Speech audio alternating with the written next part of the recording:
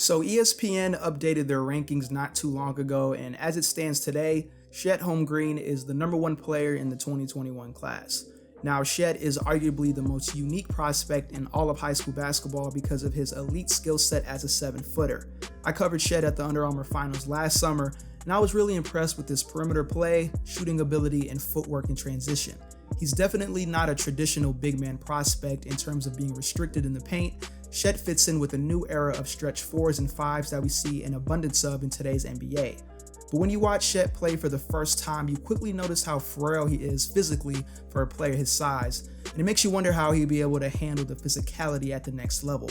I would say this is the #1 concern when it comes to his long-term success. A 7-footer with his frame yields a high chance of injuries down the line. But regardless, Chet is a special player with a ton of potential, and we'll be analyzing his overall game in this breakdown.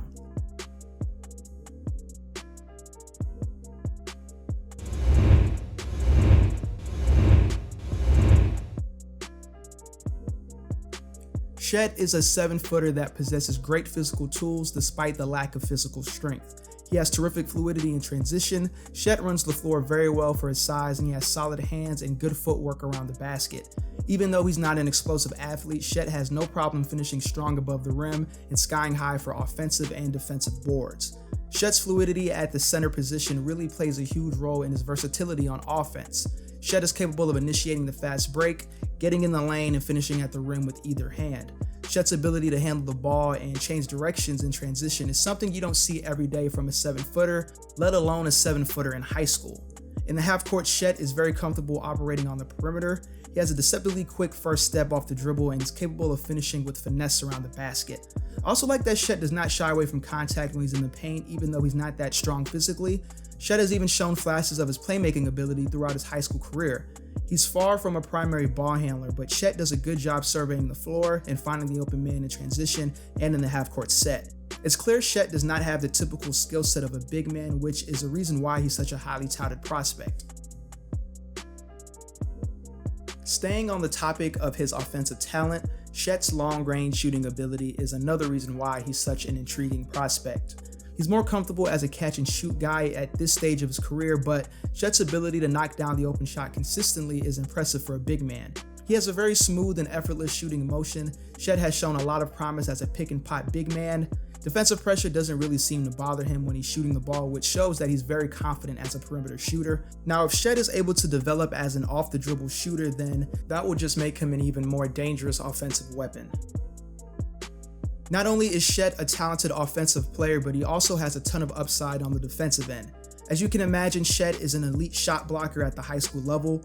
You could say his height and 7'4" wingspan is the only reason why he gets a lot of blocks, and you would be half right. Size definitely plays a factor, but his ability to block shots without getting in foul trouble shows that Chet has great anticipation and timing on defense. His versatility on the defensive end is something to take note of as well. Chet not only does a good job protecting the paint, but he's shown the ability to defend wings and even guards on the perimeter. His agility and lateral quickness for his size gives Chet a lot of potential as a pick-and-roll defender because he's able to hedge and defend players well beyond the three-point line, and he's quick enough to recover back inside the paint. Majority of the time, he plays with a high motor on defense, which is a good trait to have for a young player. I think it's fair to say that Chet is one of the best defensive talents not only in his class, but in all of high school basketball.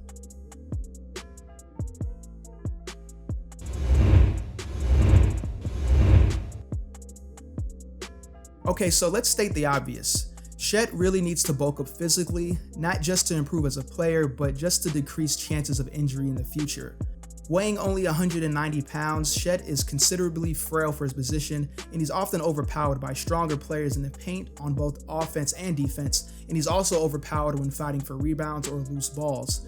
I'm sure it's not easy for someone with his body type to put on muscle mass, but it's clear Chet needs to get stronger to improve his chances of success at the college level and eventually the NBA level. Another noticeable weakness is that Chet does not have much of a back to the basket game. He mainly likes to operate on the perimeter and in the high post area, which is fine, but it's a little concerning that a 7-footer has no interest in playing down in the paint. Of course, the big man position has changed a lot over the last few years, but in my opinion, there will always be value in a big man who can get a bucket with his back to the basket. Lastly, Chet needs to improve his decision making with the ball in his hands. It's great that Chet can handle the basketball well, but sometimes he forces the issue when he wants to get to the basket.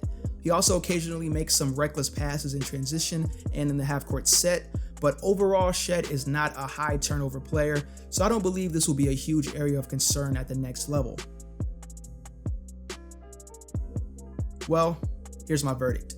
Chet is clearly a high-level NBA prospect and deserving of his position in ESPN's updated ranking.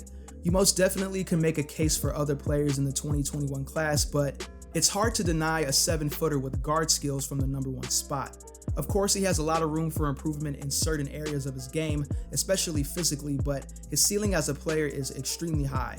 If Chet remains healthy over these next couple of years, then I think we're looking at a potential number 1 pick in the NBA draft.